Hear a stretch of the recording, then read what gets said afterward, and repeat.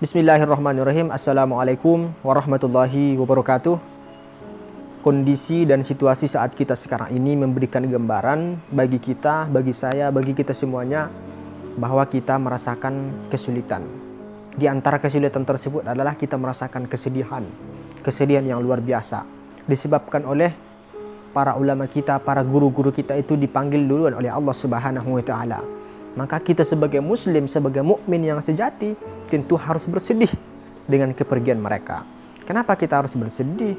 Karena mereka itu adalah yang berkata, kalau berkata itu perkataannya penuh dengan hikmah yang membuahkan hasil bisa menenangkan hati.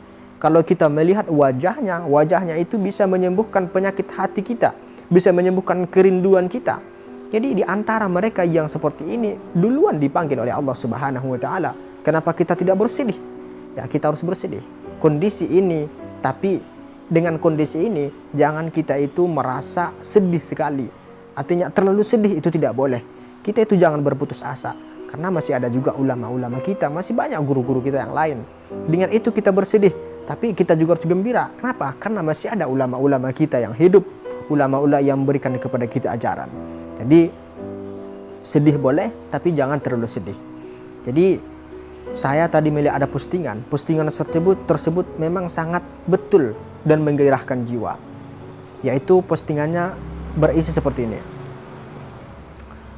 Kalau kita mau merobohkan rumah, kalau kita mau meruntuhkan rumah, maka yang lebih dulu kita keluarkan dari dalam rumah tersebut apa? Ya, barang-barang penting. Sesuatu yang penting, ya baik emas, uang, atau segala macam, itu yang lebih dulu untuk kita keluarkan. Setelah itu beres, baru kita keluarkan yang lain.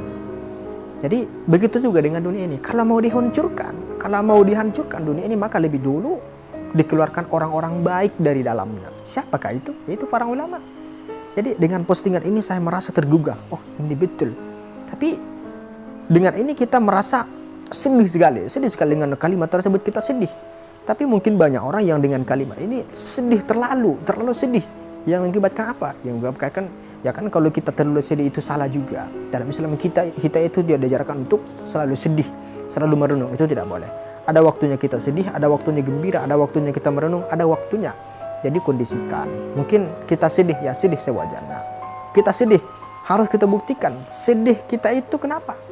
Dan kita buktikan kalau kita sedih. Banyak orang sekarang itu sedih tapi dia tidak buktikan kalau dia sedih.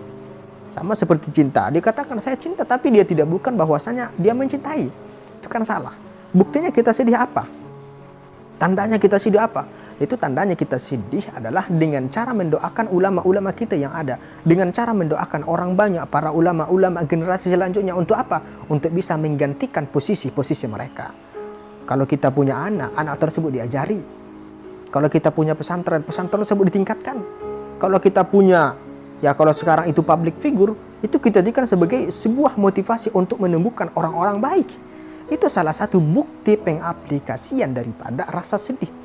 Jadi kalau ada orang berkata, saya sedih, tapi cuma menangis saja, maka itu sama dengan, ya terserah Anda menilai seperti apa. Jadi dengan kondisi yang seperti ini, ada satu ilmuwan besar. Tadi saya melihat ada, saya melihat di Google, saya searching di sana, kata-kata bijak, maka saya temukan ada salah satu kata hikmah dari seorang ilmuwan besar, yaitu Al-Farabi. Beliau ini adalah ilmuwan besar. Keilmuannya itu, dia itu bisa berbahasa itu sebanyak 70 bahasa dia kuasai. Orang sekarang sepintar apapun dia, cerdas apapun mungkin, itu dia hanya bisa berbicara dengan bahasa mungkin ada 11, ada belasan, bahkan puluhan. Tapi untuk sampai pada 70 itu mungkin tidak ada, sama sekali tidak ada kalau di zaman kita ini. Mungkin orang-orang dulu ada, tapi kalau kita sekarang itu mungkin sangat sulit untuk kita dapatkan orang-orang seperti ini. Maka Al-Farabi itu bisa 70 bahasa dia kuasai. Kemudian dia ini punya kelebihan juga. Apa kelebihannya? Kelebihannya dia itu kalau bersyair, kalau syairnya itu syair yang menertawakan ataupun syair-syair lucu, maka semua orang yang ada di forum tersebut akan tertawa ketika dia bersyair. Tapi kalau syairnya tersebut yang berisikan ya renungan ataupun membuat orang itu bersedih, menangis, maka semua yang di forum tersebut akan menangis karena syairnya. Dan kalau dia buat itu syair yang membuat hati tenang, yang membuat hati kita itu lebih tenang lagi, membuat pikiran kita itu tidak sadar dan tidur, maka semua orang yang ada di forum tersebut ketika dia bersyair dengan syair yang seperti itu, yang menunjukkan seperti itu, maka semua orang itu tertidur. Jadi ini kelebihan daripada seorang yang bernama Al-Farabi. Apa kata beliau? Jangan menangis karena meninggalnya orang baik, tapi menangislah kepada masyarakat yang kehilangan dia. Artinya apa? Kita harus punya tanggung jawab. Kita jangan hanya terfokus kepada satu hal itu, tapi fokuslah kepada banyak orang yang menangis, yang bersedih. Mereka itu juga punya potensi seperti itu. Mereka itu juga punya potensi untuk lebih baik. Maka buktikan kesedihan Anda itu dengan mengajak mereka itu kepada yang lebih baik. Kalau sekarang ya kita punya media tersebut digunakan untuk menunjukkan kita itu bisa mengajak orang kepada kebaikan. Ya, bisa dengan tulisan, bisa dengan video, bisa dengan segala macam. Itu salah satu cara.